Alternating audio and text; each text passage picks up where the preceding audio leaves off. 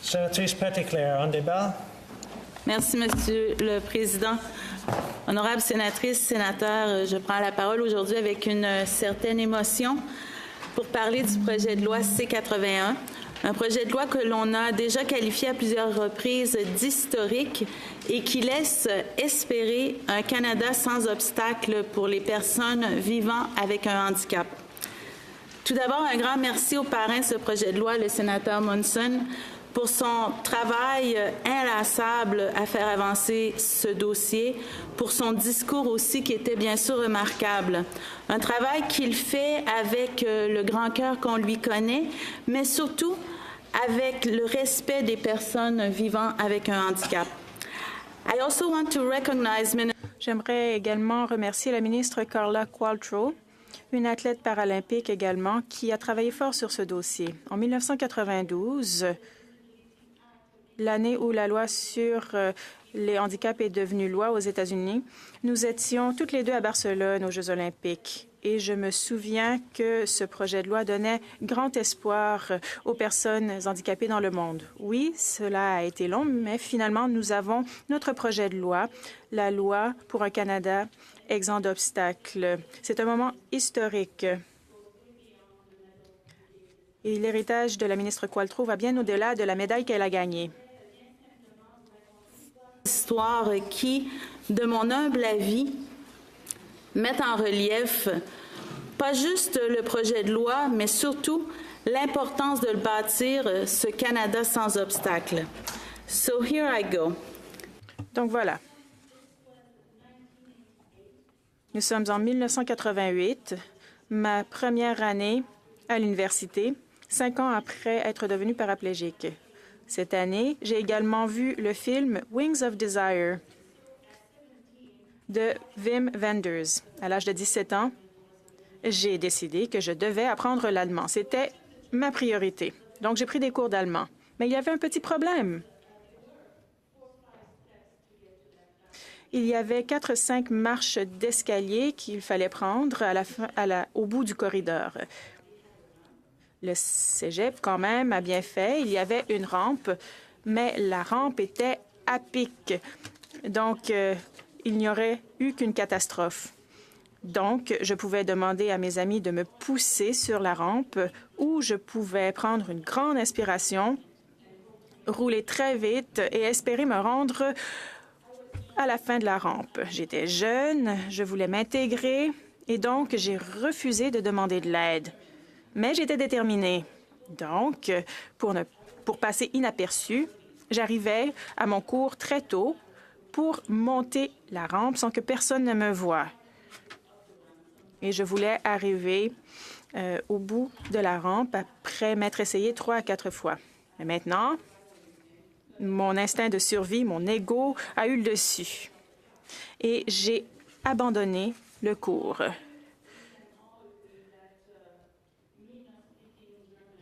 Je ne parle pas allemand. Ce n'est pas une tragédie.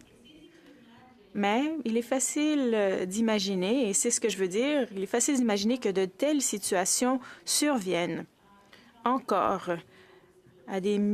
pour des milliers de personnes handicapées. Et l'incidence sur leur vie peut être bien plus grave pour ce qui est de l'atteinte de leurs objectifs, la contribution qu'ils veulent fournir au pays. Et cela est une atteinte également à leur droit à l'accessibilité. Sans enlever les obstacles architecturaux, on ne peut parler d'un Canada accessible.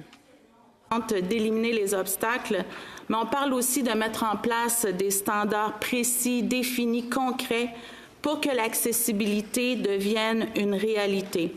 Et encore plus important, selon moi, ce projet de loi établit clairement qu'à toutes les étapes, les personnes vivant avec un handicap feront partie du processus. The stated commitment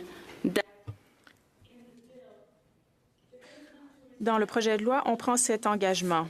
Rien sur nous sans nous. C'est essentiel, à mon avis.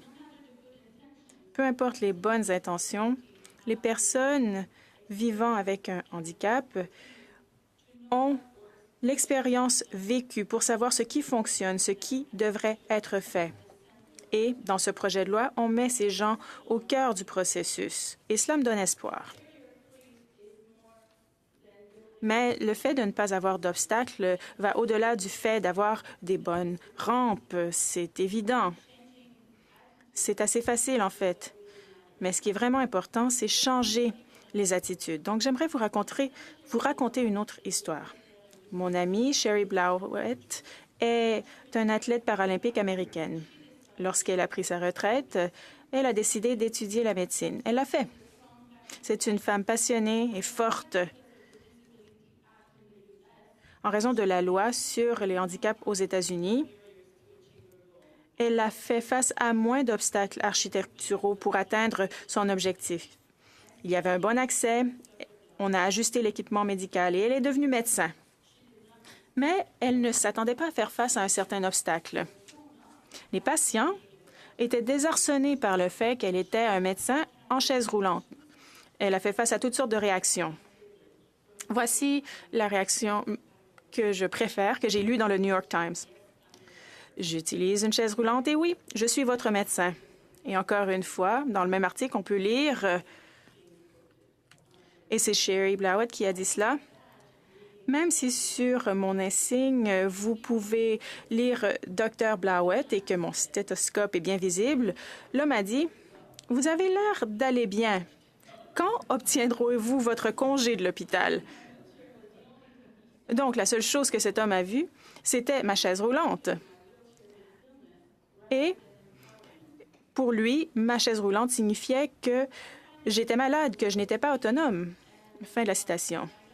Donc, c'est un exemple révélateur. Et je peux vous dire que ce genre de situation est survenu plus d'une fois. On pensait qu'elle était une patiente, même si elle avait un sarrau, un stéthoscope et qu'elle avait son insigne. Donc, c'est vraiment important, les attitudes. Donc, à moins de changer les perceptions, les attitudes, les comportements, on ne pourra pas parler d'un Canada exempt d'obstacles. À changer les attitudes envers les personnes handicapées, c'est son intention et nous sommes en droit, je l'espère, de penser que ça va se concrétiser.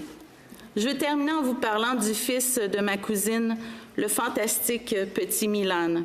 Milan is only 8. Milan a seulement 8 ans.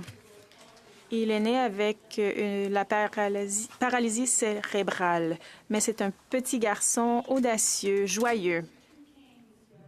Et il utilise 2 cannes pour marcher, pour jouer, pour courir aussi. Et il veut vraiment que je vous dise qu'il est l'étoile montante du hockey sur luge dans son équipe. L'année dernière, je l'ai regardé jouer avec mon fils. Il courait, il se chamaillait. Il n'avait pas peur, il n'était pas gêné. Et c'était clair pour moi. Le petit Milan ne pensait même pas qu'il était une personne avec un handicap. Tout aussi révélateur, mon petit garçon ne le voyait pas comme étant une personne avec un handicap. Il s'agissait de 2 petits garçons qui jouaient ensemble. Et cela, chers collègues, devrait être notre objectif lorsqu'on parle d'un Canada exempt d'obstacles.